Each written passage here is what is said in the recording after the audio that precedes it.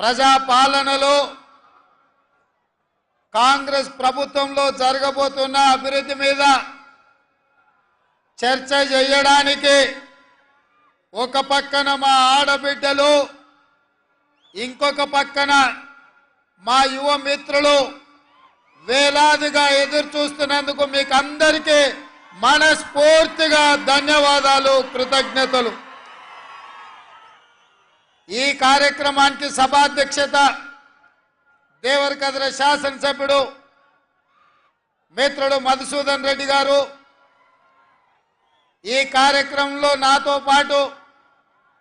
ముఖ్య అతిథులుగా పాల్గొన్న జిల్లా ఇన్ఛార్జ్ మంత్రివర్యులు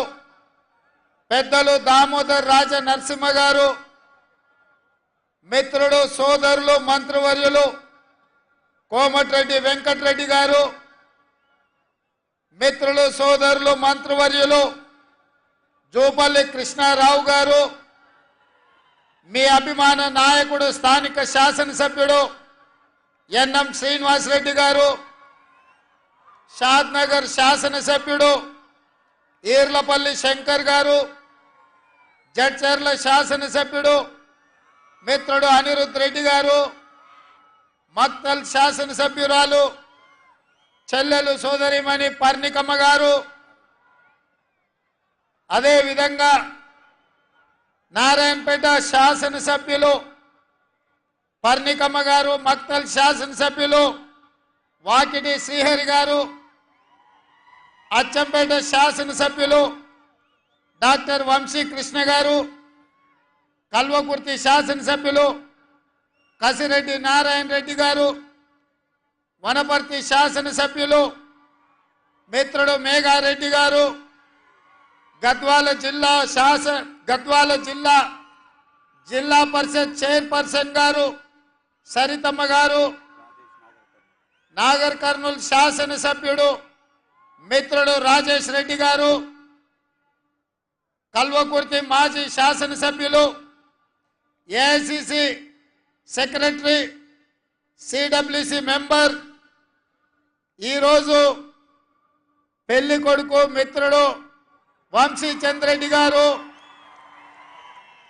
అదేవిధంగా ఢిల్లీ అధికార